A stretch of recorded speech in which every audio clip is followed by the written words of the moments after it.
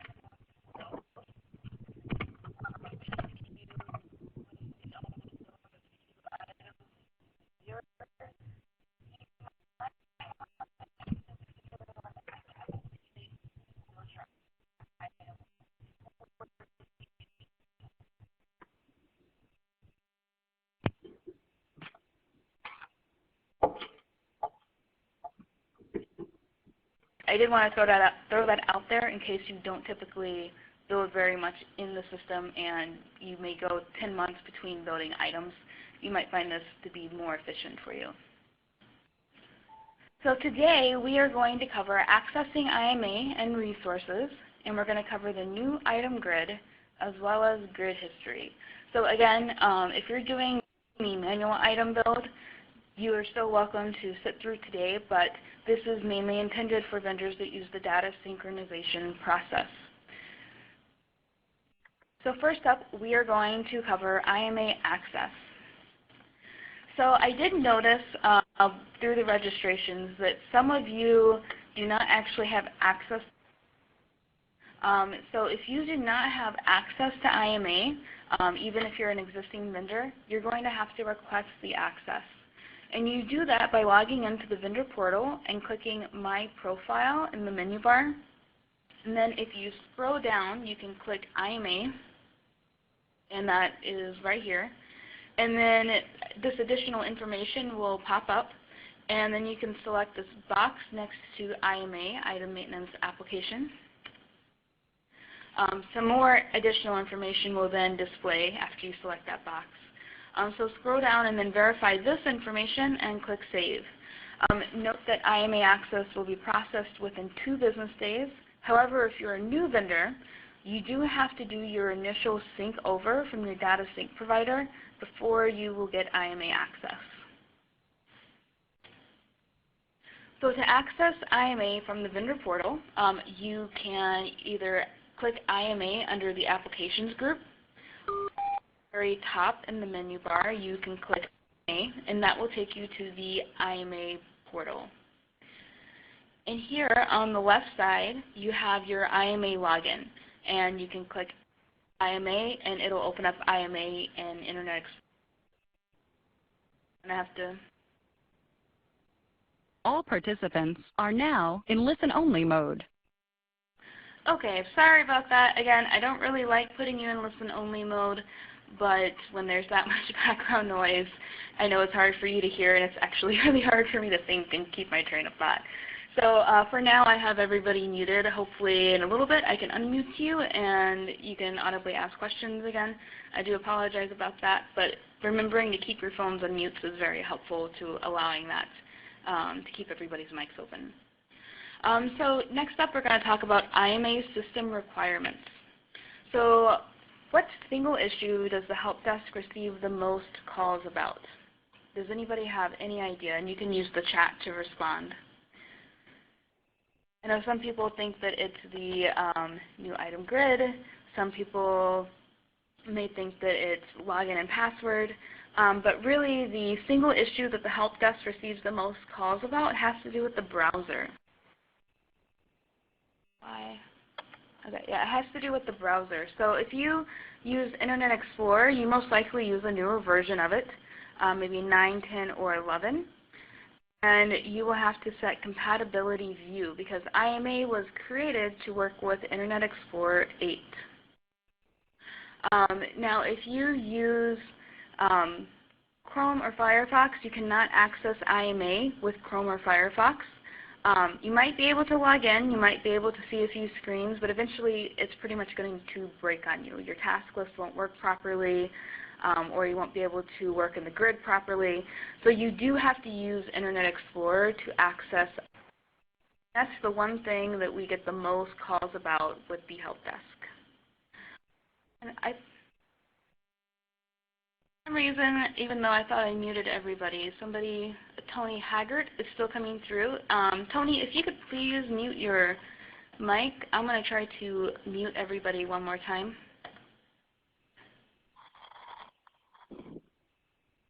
Not muting. All participants are now in interactive talk mode. All participants are now in listen-only mode. Okay. Sorry about that. Let's see if that works. One of the users was somehow not muted. I don't know how, why it didn't mute everybody. Okay, so moving on, the Flash player is also required to use the grid editing feature. And I did include a link for that if you'd like more information. So to see what version of Internet Explorer you have, you can go to About Internet Explorer under Help, and then you can see what version you have. And I really doubt any of you have version 8 because it's very, very old. So you would have to set compatibility mode. And to do that, you go to Tools, Compatibility View Settings, which is right here.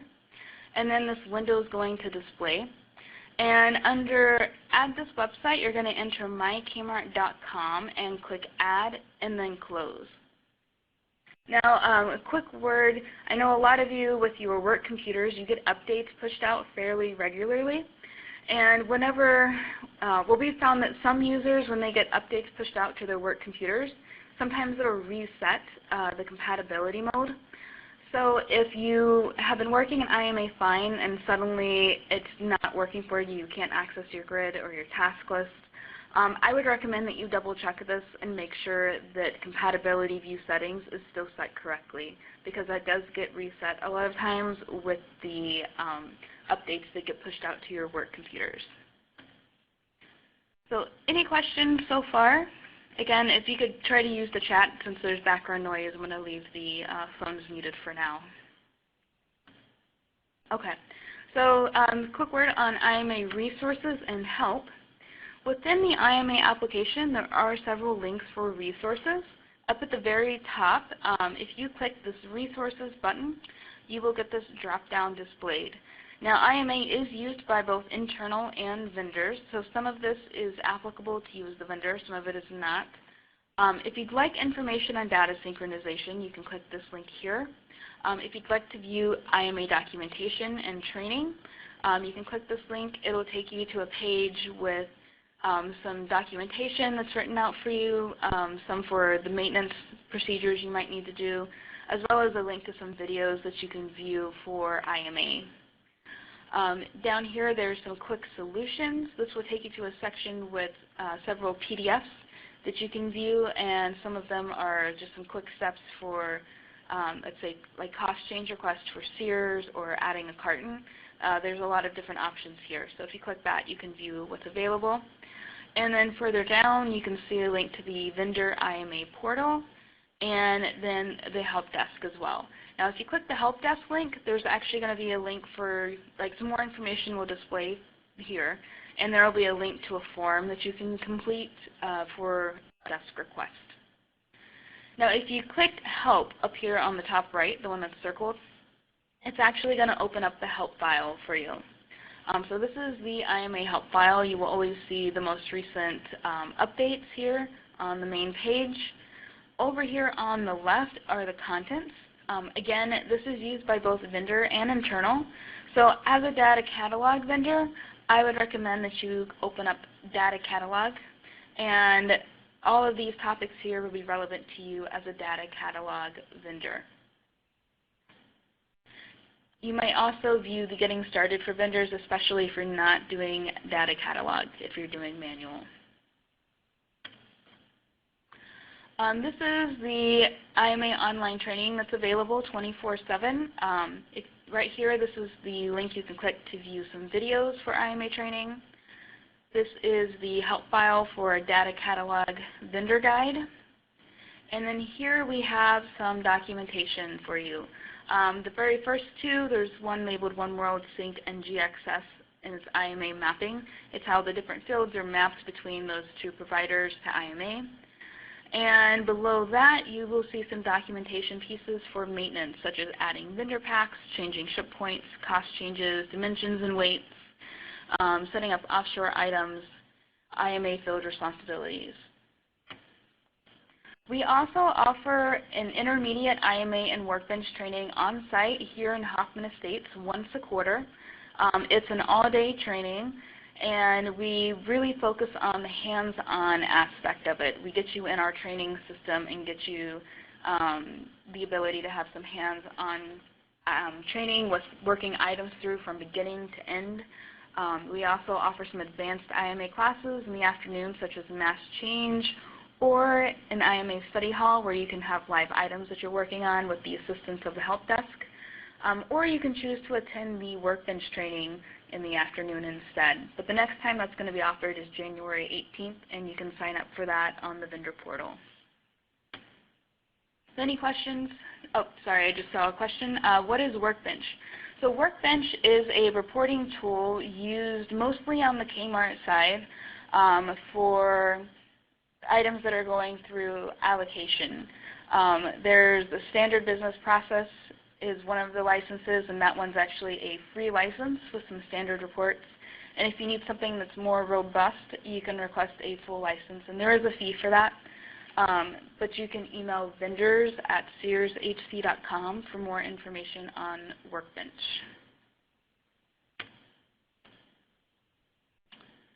And Pat is asking, GXS is considered data sync. Yes, it is. GXS is also known as OpenText. But yeah, they are a data sync provider. They are one of the two main ones.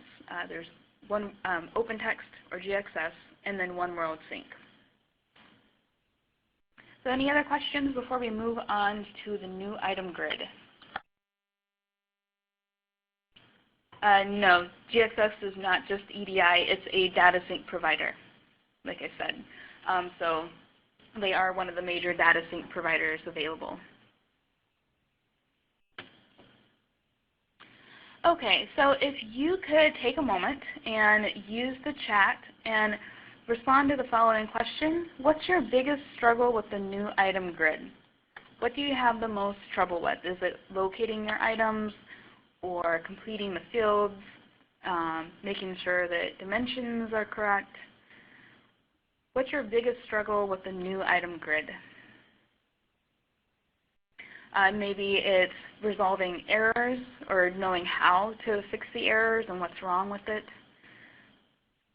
So far we see completing the fields, making sure dimensions are correct. And I'm going to go ahead and move on, and if we get some more responses, then I will come back to that.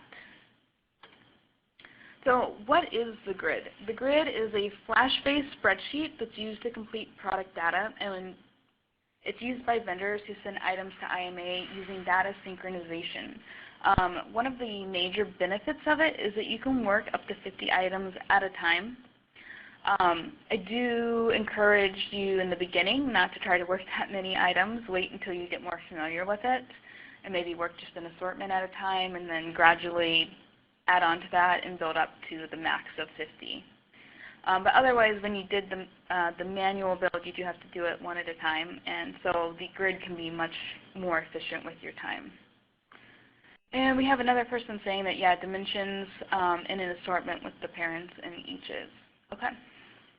So that's helpful to know what your guys' struggle area is so that I can make sure to cover that today. So feel free to continue responding if you think of anything else. So processing and transmission times. So items may not be immediately available in IMA after you sync. We do get some calls to the help desk from someone. Let's say they synced their items an hour ago and it's not showing up in IMA yet, and so sometimes they'll reach out to the help desk to want to know what's wrong, why aren't the items in IMA yet. Well, there are specific processing and transmission times depending on your provider. So for One World Sync, they do process hourly between 2 a.m. and 11 p.m. And then OpenText, they process 3 times a day at 12 a.m., 4 p.m., and 12 p.m.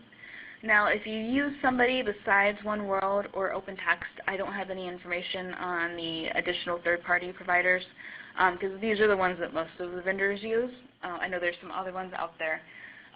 So if you do not see your item yet, wait and make sure that you don't just need to wait on the transmission time. And those times are in Eastern Standard Time. So there are a lot of fields that can be synced over, but we do require a few additional fields on the grid in order to get your items set up in IMA. Now, not all of these are required, but these are all the non-data catalog fields that you can update on the grid. So there's some such as brand or dimension exception indicator, your ship points, your primary store format. Some of these are required, but not all of them are. the display shipper indicator I don't think is required, or cartons per layer isn't always required. So it really depends on your business. So we're going to do a brief high-level overview right now with the PowerPoint, and then I'm actually going to do a demo with you in IMA application itself. So we will be going over this in more detail after the high level. So to get started, you click over data. You hover over Data Catalog and click New Items. And one call out I want to give you is that if your items have been synced over and they've just been sitting in your task list, if you don't touch them, then they're going to be deleted after 60 days of inactivity. Now, if that happens, it's not a big deal. All you have to do is resync your items. But if you want to keep them from disappearing, all you have to do is go in, load your task list, and put them on a grid. Or you could even delete your grid after you put them on there. Just as long as you do something with those items, then that 60 days will reset and will start the countdown over again. So, but again, if they do get deleted, it's not a big deal. All you have to do is just resync them from your data sync provider. So this is the page that displays after you click the new items, and you enter search criteria and click Get Task List. So there's different types of criteria you can enter. If you are just looking for one specific assortment or item that you would like to work, you can enter the G10 directly here. Now be sure if you're entering a retail G10 that you enter it in the retail marking number field. And if you're entering a shipping G10, be sure to enter it in the shipping marking number field. I know I've heard from a lot of vendors where they're trying to figure out why it's not bringing it up when they're entering the G10, and it may be that they are entering their shipping marking number G10 into the retail marking number field, and once they enter it into the correct field, then it comes up without any issue. You can also search via description. So if you know you have a group of items that you synced over and they all start with the same description, you could enter that in, but it is very specific. So if you have an extra space in there or a dash, it won't come back with the search results you're hoping for. You can also search for your vendor stock number as well as a load date.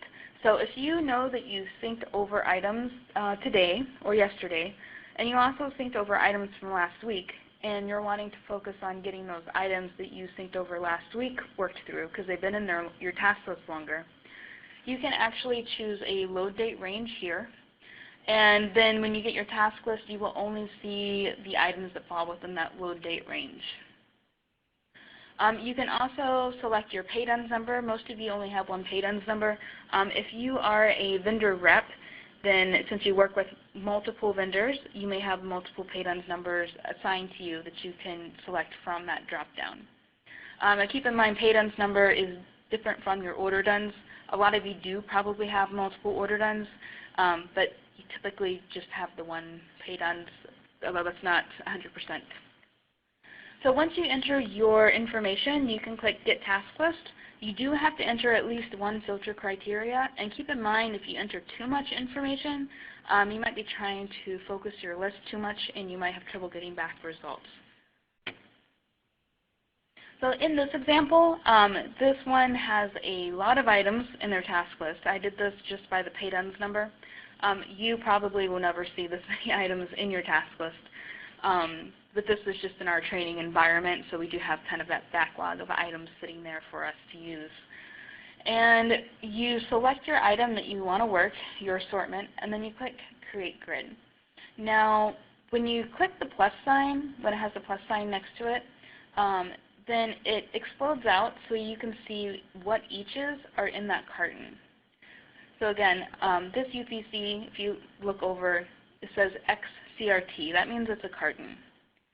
And then the ones underneath it, they are all eaches within that carton. So whenever you are ready to work your item, you don't have to select every single each. If you just select the carton and then click Create Grid, it's going to bring over all of your eaches into that grid. Then this page will display, and you have to enter the required information for the new grid and then click Apply.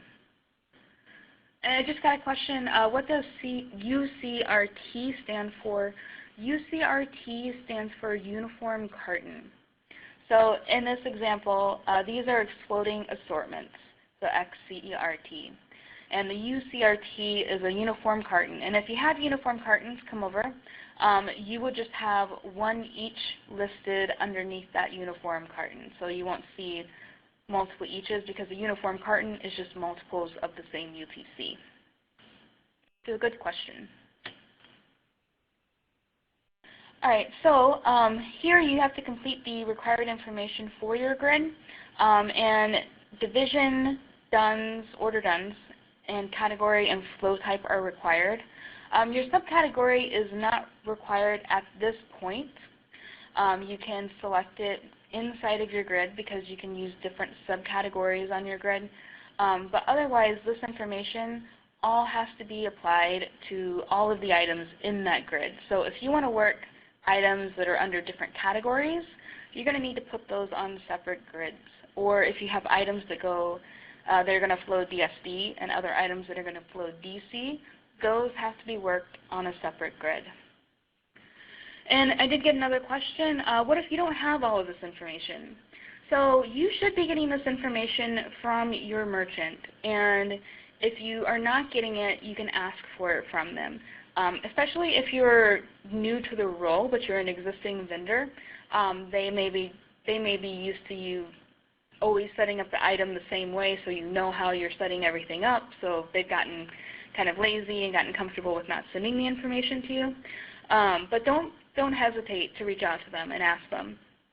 Yeah, and this information would be on the wings or the buy sheets.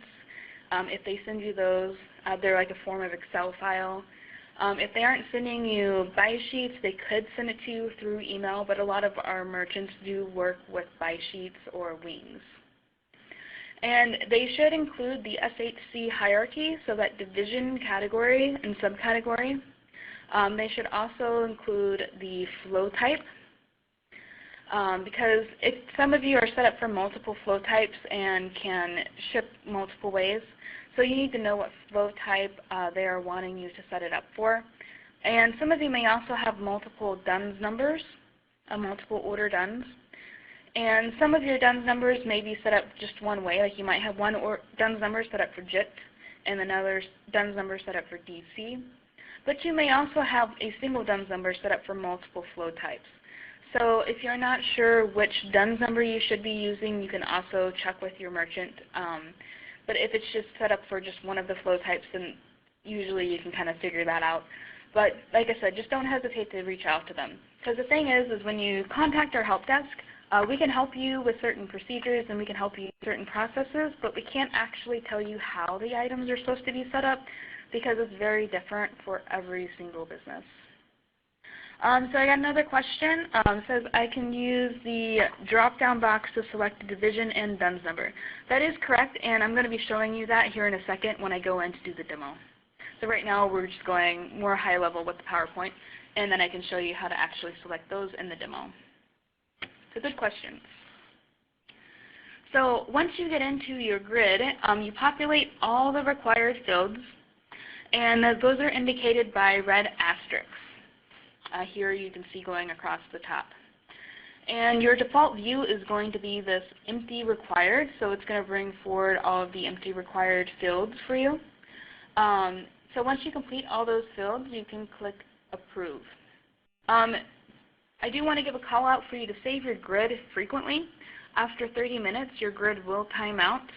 So if you've completed a lot of information on your grid and you walk away, let's say to go to the bathroom or to go to a meeting, and you come back, you're going to lose all of your information on your grid if you didn't save it. So make sure that you're saving your grid frequently.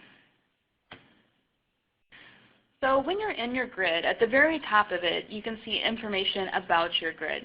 And this is mainly from the setup screen that we did before it actually created the grid. You can see your grid type. You see in for new, because there's actually different types of grids that you can do in IMA. We're going to be covering some more of those tomorrow. But this is a new item grid, so you're going to see in for a grid type. Then next to that, you're going to see the division and category that you selected. You're also going to see the flow type and the DUNS that you selected. Now, if any of that information is not correct, you cannot change it here in the grid. In order to correct that, you would need to delete your grid by clicking here, Delete Grid. It's going to return your items to your task list. And then you can go back to your task list and reselect those items to go on your grid and select the correct information at that point. So another thing that you can do, if you have a smaller screen resolution, like if you're just working on your laptop, you may want to click this lock icon to unlock the fields. Otherwise, your fields are going to be locked right at this point, right after description line 2. So only this section to the right of it would actually scroll left to right, and this section to the left would stay locked. But if you're working on a small screen resolution, that might not work very well for you. So you may want to unlock this, and when you unlock it, the entire screen will scroll left to right, so that you can have better access to the fields. Now, if you're working on a larger monitor, then you can just leave it locked, and then you always have easy access to see which UPCs and KSN you're working on. So whatever view status you're currently in is going to display in the top left corner. So the default view status is going to be empty required, and that's going to display here. You can also select all. If you select all, it's going to bring every single field that you have access to is going to display down here.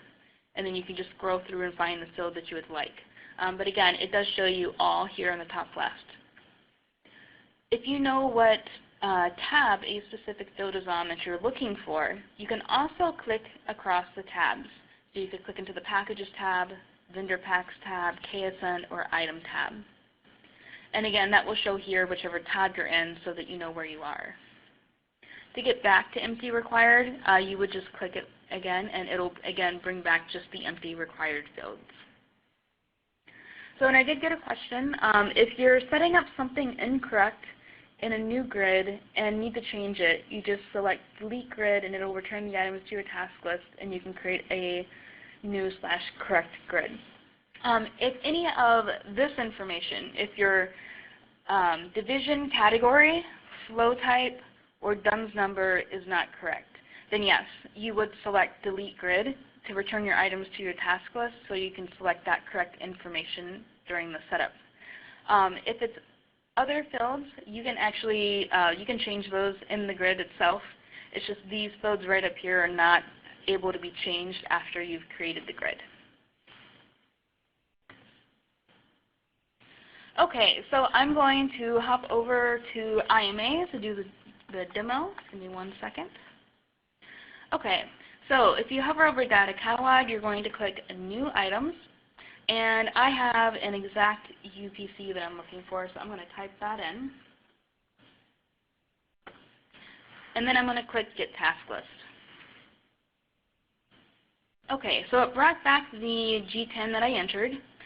One of the first things that you want to do is you want to click this plus sign to see what eaches are in your carton. Now you want to make sure that all of your eaches that are supposed to be in the carton are displaying. If this was supposed to have, let's say, an extra, extra large, and it did not sync over, then at this point you would stop. You would not work these items. You need to go back to your data sync provider and resync to get that additional UPC over that's supposed to be in this carton. But if everything looks good, if you have your small, medium, large, extra large, then you can select the G10 for the carton and click Create Grid. And I did get another question. Data sync has to be done first before I click Get Task List. That is correct. So just as a general overview, you start with your data sync provider, and you sync your items over. And after they've synced over, after the processing times have passed, they should be available in your data catalog new item task list, and you should be able to find them. Now, if there are any issues with the sync over, you should get a notification, and we're going to go over some of that tomorrow during the IMA features session. But if there are no issues when you sync it over, It's just going to be in your new item task list. You're not going to get a notification if it's successful. Now, if you have problems syncing over, let's say that it's just like the whole day has passed and they are still not in your new item task list, or one of your UPCs are still missing, then you need to go back to your data sync provider contact and reach out to them because that's an issue from the data sync side. Okay, so this is the page where you enter the information about your grid.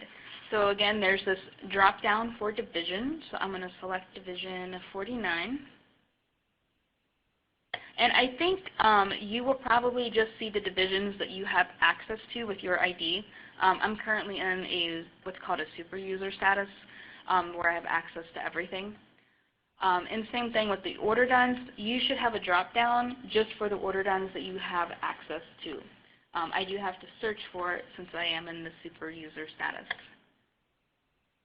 But make sure that you do select order dones with the ORD and not pay dones. If you were to select pay dones, then down here you wouldn't have any options for flow type. There wouldn't be anything to select. So if you run into that where there's nothing to select under flow type, come back up here and double check that you've actually selected an order dones and not a pay dones. So then you can go ahead and select your category. And I'm also going to go ahead and select my subcategory. Now you can select the subcategory in the grid because you can actually have items under different subcategories in your grid. They do have to be under the same category, but you can have multiple subcategories. Now if your flow type that your merchant wants you to select is not showing up here, go back and double check with your merchant what flow type they're wanting. And you may even want to double check that you're using the order dones that they want you to use if you have multiple order dones. And if you are using the correct order dones and they are wanting you to select a flow type that isn't available, that means that that order dones has not been set up for that flow type. Now, they would have to put in a request to have that order dones added to your flow type, or you can email vendors at searshc.com, and they can help you get started getting that added to your profile as well. So once you enter that information, you would click Apply. So it can take a little bit of time to set up your grid, especially once you start working more items. The more items you have on your grid, the longer it's going to take to set up. So just keep that in mind if you are feeling comfortable and want to work up to 50 items. That initial setup time will be longer.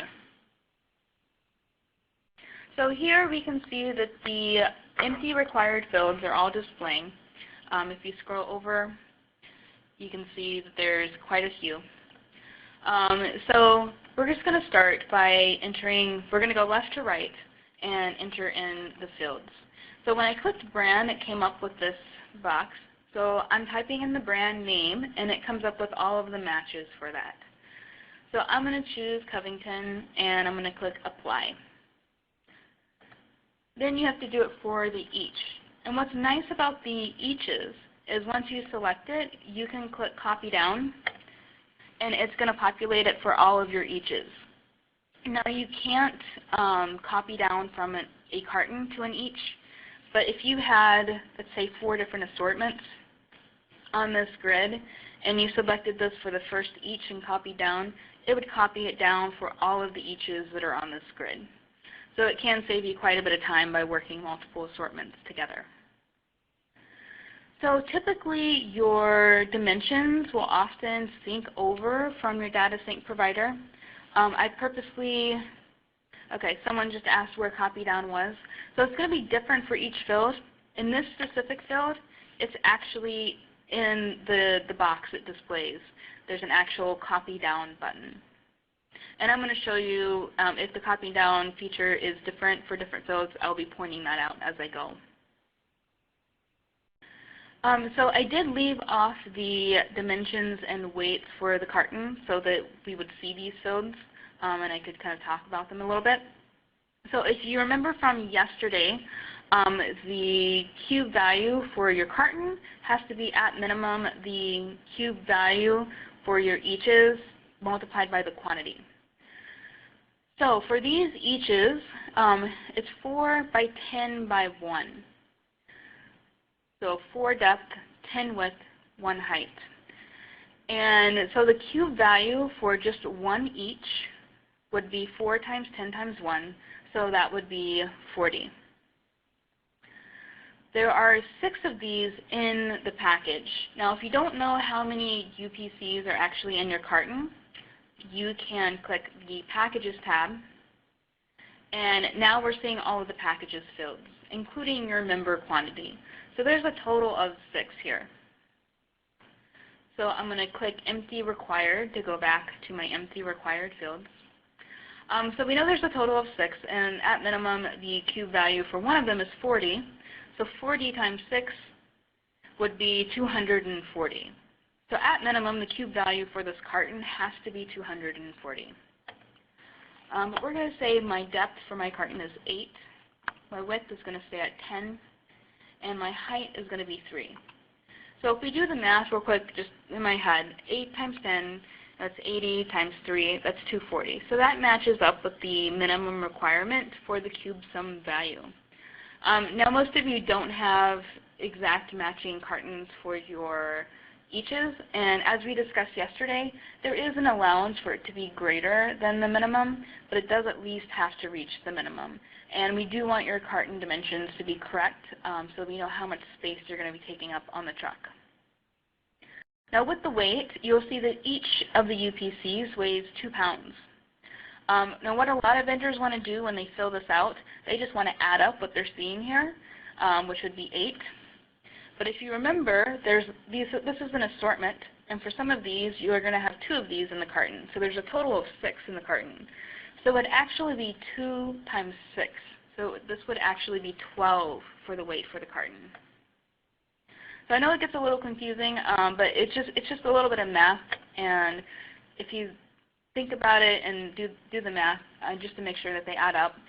But if you approve it and it doesn't meet the minimum, then it will give you a hard error and let you know that you need to go back and correct it. All right, so country of origin, if you click that, you're going to get this box, and you can start typing your country, and then click Add. Let's say that it's actually 2 different countries that you want to include. You can add multiple countries. And again, if you click Copy Down, it's going to copy down to all of your eaches. The HTS code, that's the Harmonized Tariff Code. Tariff Scheduling, HTS, yeah. And if you type in a short description and click Search, it'll narrow down this list for you, because otherwise the list just keeps going. So I typed in shirt, so I'm going to pick what's the closest match. I'll stick with the first one here, where it's cotton, and I'm going to click Add. Then you can click Copy Down, and it'll copy down to all of your eaches. Now, since this is an apparel item, I do have to select the fabric. So I'm going to go with cotton and add that, and I'm also going to go with cotton jersey and add that as well. Now with fabric or metal content, you have to add in a percentage, and that percentage has to add up, whoops, hit tab. That percentage has to add up to 100. Looks like I'm having an issue. There we go. And then again, you can click Copy Down. And I did get a question. So if we know the HTS code, you don't have to enter the dots. The dots. I don't know what you mean by the dots with the HTS code. But basically, if you know the HTS code, I believe you can also enter that number in search. Otherwise, you can enter just a descriptive of something that's included with the HTS code. Yeah, you don't have to enter the dots. You want to make sure that you do something whenever you start entering information here and click search. Then you'll have a selection from here to choose from, and you do have to do something from that selection. Okay, so moving on from there, you're going to have some hazardous questions. Now, if you hover over the heading, it's going to explode that out for you so you can read the full question. This is asking, does this product or accompanying accessory contain any of the following? And it does give some exceptions where certain ones should answer no. So make sure that you read that and you are answering that question correctly. I am going to choose no because this is apparel. Now for this one, you see that double arrow to the right of your field. If you click that double arrow, then it's going to copy your field down to the eaches. And the next question is asking if this contains PVC. This does not contain PVC, so again, I'm going to choose no. Click that double arrow down to copy down. And next, it's asking if it contains PVC in the packaging. So I'm going to select no again and copy down. Next, you have your hazard storage code.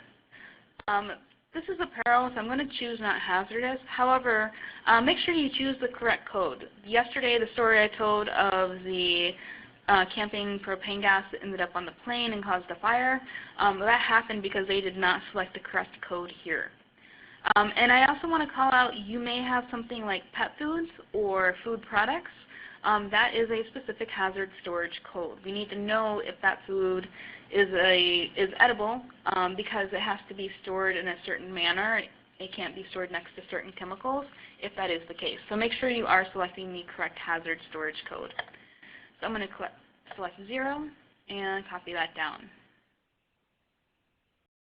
Okay, next we have our cost. This is where you enter the cost agreed upon by you and the merchant. So I'm entering it in for my eaches, and I'm selecting that double arrow to copy down. Now I do also have to enter it for the carton here, but since I entered it for the member cost, it automatically calculates it for that carton. So instead of having to do the math manually, I can just enter what populated for that member cost for the carton. Moving on from there, this is your primary store format. So this is where you would select most often Kmart or full line stores for Sears. So I'm going to select Kmart because this is for Kmart. And again, you select it for the carton, and then you select it for the each. And once you get to the each, you can select that double arrow down. Next, you have your ship point. So this is where we are coming to pick up the product from you. Make sure that you do select the correct ship point, or we will be going to the wrong warehouse to pick up the product. On Thursday, on day 4, I will be covering how to update the ship point on operational items, or if you need to use multiple ship points for different DC locations, I will be covering that on day 4 as well. Next, you have your vendor applied EAS tag. So I'm going to select no and copy down. And then next you have your projected first in-store date. So this is when you expect your item to be in the store. It does not have to be 100% accurate. Don't agonize over it. It's more for informational purposes. It's not going to affect anything in our systems. Next, you have your California Prop 65 warnings. Again, if you hover over the question heading, you can actually see the question and answers in their entirety. So I'm going to select the tested does not contain any California Prop 65 chemicals and copy that down. And the next question asks if there's a warning label on the package. Again, if you hover over it, it will show you the question. I know it doesn't seem to be coming, there we go. It wasn't coming across on the webinar part, but it was there. But yeah, any of those questions, if you hover over them, you can see them in their entirety. So again, I know I haven't yet because of time, but don't forget to save your grid, because if you walk away from this, you're going to lose everything you just entered on your grid. Once you have completed all the information, you can click Approve. Now you don't have to select Save before Approve, because it does save it when you click Approve. That's up to you. Just make sure you don't walk away from it without clicking Save. So we're going to come back to this in a second. You will see that it's going to automatically be updating, but we're going to go back to the PowerPoint for a minute to talk about your grid history. So to get to grid history, because once you approve an item, you don't have to sit there and wait on it to process. you can walk away, you can exit out of IMA, you can go immediately back to your new item task list and start working on additional items. And then you can come back and check the status by hovering over Data Catalog and clicking Grid History. You're going to enter search criteria and click Search. I find the most useful criteria to enter here is your user ID. So you would just enter your user ID that you use for Vendor Portal and click Search. If you have someone else at your company that works with you and you both handle processing items, and let's say they're out sick and they had a grid that they didn't complete, you could actually enter their user ID, and as long as you have the same access set up, you would be able to access their grid to finish working it for them. Over here on the left, you can see the status of your grid. This very first one, it's active. That means that the grid has been created and has been saved, but it has not yet been approved. Below that, you will see completed. That means you've clicked approve, there weren't any errors, it processed through without an issue. If there are errors, you're going to get this sign here with the exclamation point. It's going to say check for errors. Now notice over here on the right, some of these have a grid button and some of them do not. All of the ones that say completed do not have that grid button. What that means is you cannot access those items once you've approved it if there aren't any errors. So if you need the KSN numbers, which I just got a question about, if you need those KSN numbers, you need to be sure to copy those KSN numbers down before you click approve. You could also take a screenshot if that was helpful. Otherwise, you're going to have to enter the UPC into quick search in order to find the KSN. You're going to have to do that individually for each one. So I recommend that you copy down those KSNs before you click approve. Now, if it does have a grid button and you go away from a grid and you didn't complete it, you can come back here and click the grid button to get back into your grid to finish it. Or, like I'm going to show you here in a minute, when you have errors, you can click the grid button to view your errors. And Pat is asking, so the KSN number is generated when you enter the grid. Yes, it is. When I go back into my grid, I will show you exactly where it is. So real quick, your grid type. I mentioned that this is a new item grid, and that's because we're working with new items. And there are other kinds. There's a changes grid, a return new item grid, and a return changes grid. In those grids, we are going to be talking a little bit about tomorrow. Okay, so let me get back to my data catalog grid history. Okay, so this is the grid that I processed. You can see that there are errors. So I'm going to click the grid button to re-access my grid.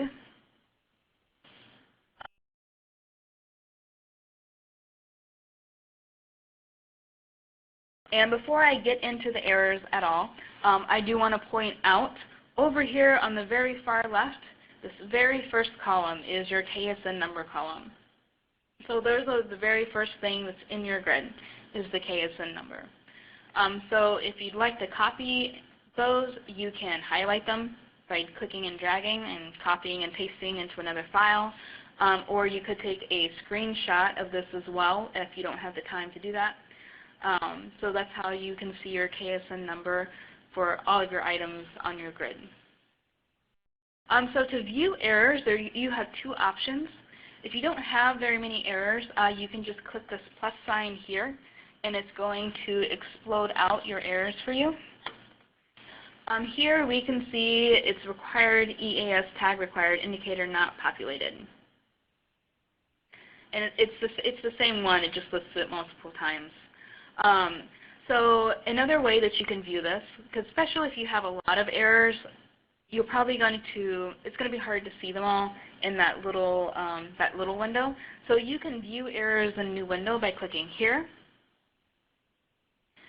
And this is a much bigger screen so that you can see them more clearly.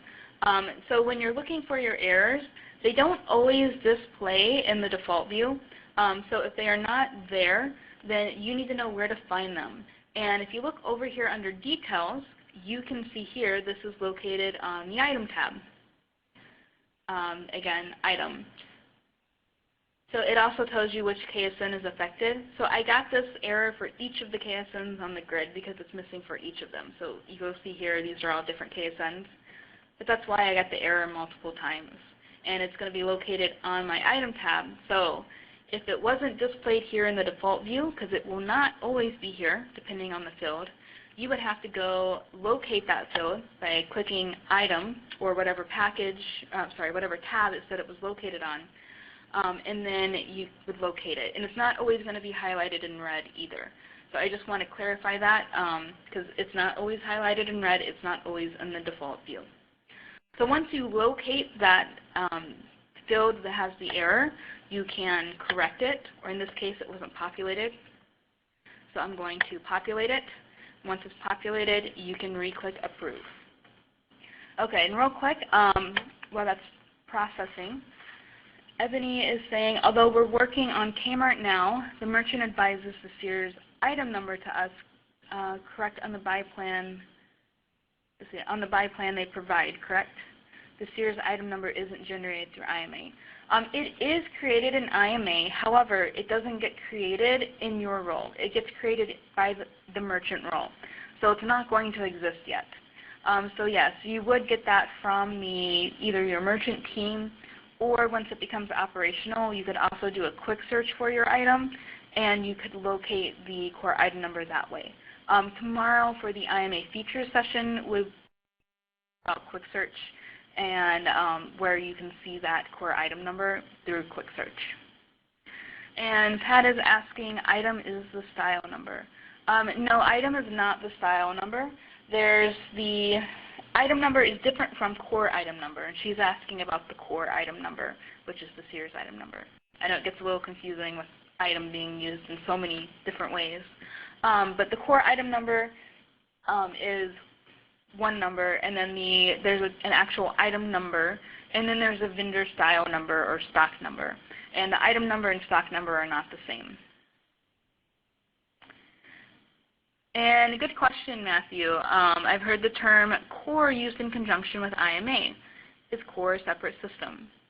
Yes, core is a separate system. Before Sears and Kmart combined together, the item setup was done in a system called core. And it still exists today. However, when Sears and Kmart combined to SHC, they created IMA to try to mesh some of the systems together, including core. So for Sears items, that core tab in IMA gets completed in the merchant and inventory role, and then before it becomes operational, it sends all of that information to the core system. So that's why on the Sears side of the house, you're going to hear them talk about the core item number a lot. And they even have their own hierarchy, the Sears hierarchy, whereas Kmart just uses the SHC hierarchy because that's what you set up in IMA. So I'm going to unmute everybody. I just realized everybody was still muted, so give me 1 second. All participants are now in interactive talk mode. Okay. I'll bring you back in about a minute. I'm going to be staying, I know it's after 3 o'clock, so I'm going to be staying on the line for a while, so feel free to ask me any questions you have. Otherwise, if you need to go, you can go ahead and go, and I will see you tomorrow. I'll be sure to mail out the video link and the PowerPoint later today.